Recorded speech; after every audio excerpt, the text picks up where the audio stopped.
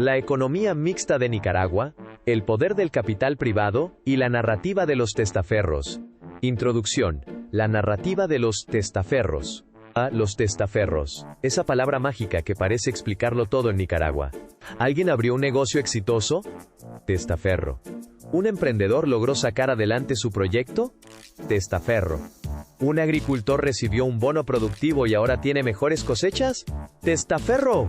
Parece que, en el imaginario de algunos, Daniel Ortega tiene un ejército invisible de empresarios, campesinos y vendedores de tortillas que solo existen para hacerle quedar bien. Por supuesto, esta narrativa no tiene nada que ver con el sesgo de atribución, esa tendencia humana a simplificar la realidad y culpar a un solo factor de todo lo que ocurre. No, para nada. En Nicaragua, todo el que tiene éxito económico es, obviamente, un títere del gobierno. ¿Qué otra explicación podría haber? Pero, dejemos la ironía por un momento, y hablemos en serio. Nicaragua es un país con una economía mixta, donde el Estado y el sector privado coexisten, a veces en armonía, a veces en tensión. Este ensayo busca explorar cómo el capital privado se beneficia de las políticas sociales, el papel de las familias más ricas del país, y cómo la narrativa de los testaferros ha creado un clima de desconfianza que afecta negativamente al emprendimiento y al desarrollo económico. 1. La economía mixta en Nicaragua. Estado y capital privado. Nicaragua ha mantenido un modelo de economía mixta desde la década de 1990, cuando las reformas neoliberales redujeron el papel del Estado y promovieron la privatización de empresas públicas.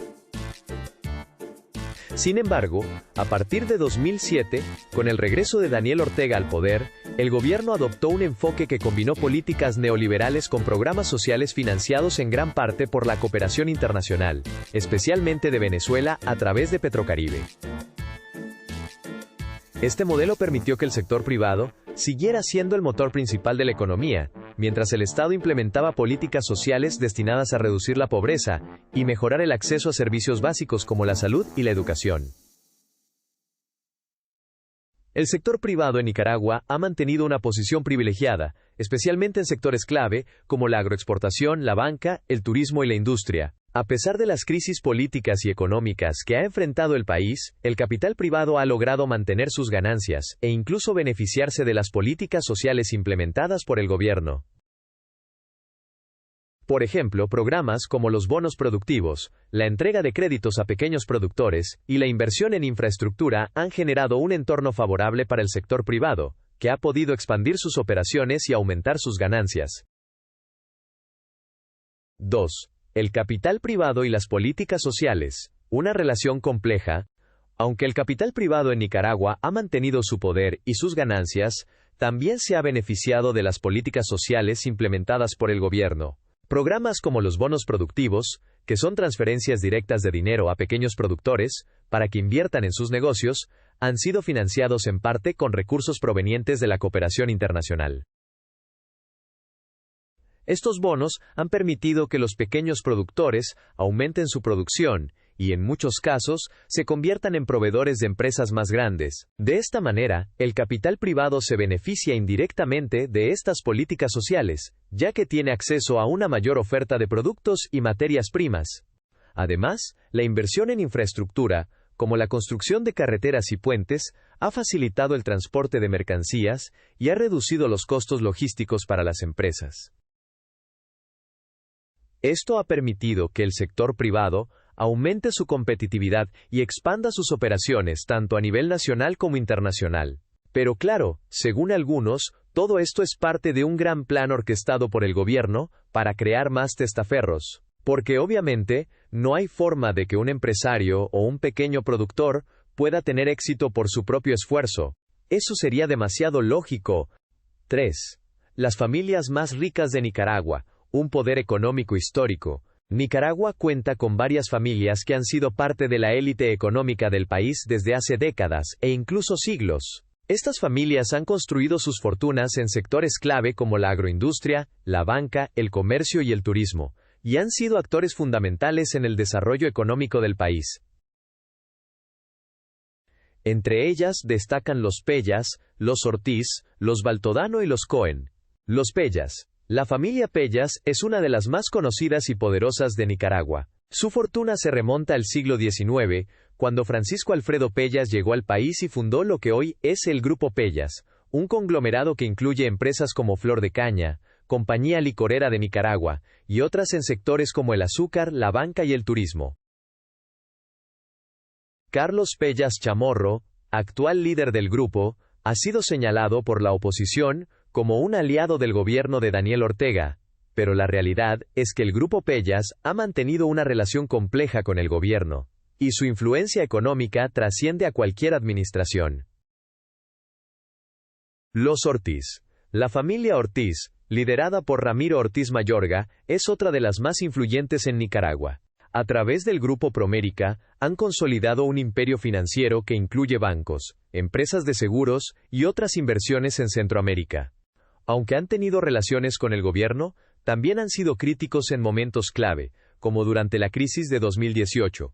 Los Baltodano. La familia Baltodano es conocida por su presencia en el sector cafetalero, a través de Mercon Coffee Group, una de las empresas más importantes de café en el mundo. Su fortuna se ha construido a lo largo de décadas, y su influencia en el sector agrícola es indiscutible. Los Cohen. La familia Cohen, liderada por Piero Cohen Uvilla, ha sido parte de la élite económica de Nicaragua desde el siglo XX. Su fortuna se ha construido en sectores como la agroindustria, las finanzas y los bienes raíces. A pesar de haber tenido relaciones con el gobierno, también han sido críticos en momentos de crisis. Estas familias han mantenido su poder económico a lo largo de los años, independientemente de los cambios políticos en el país. Acusarlas de ser testaferros del gobierno actual es una simplificación excesiva que ignora su historia y su papel en la economía nicaragüense. Pero claro, ¿para qué analizar la complejidad de las relaciones económicas cuando podemos reducir todo a una palabra? 4. El éxito empresarial y la narrativa de los testaferros. La narrativa de los testaferros ha creado un clima de desconfianza hacia cualquier persona o negocio que logre éxito en Nicaragua. En lugar de ser celebrados por su contribución al desarrollo económico del país, muchos emprendedores y empresarios son señalados como testaferros del gobierno, simplemente porque no se alinean con la oposición política.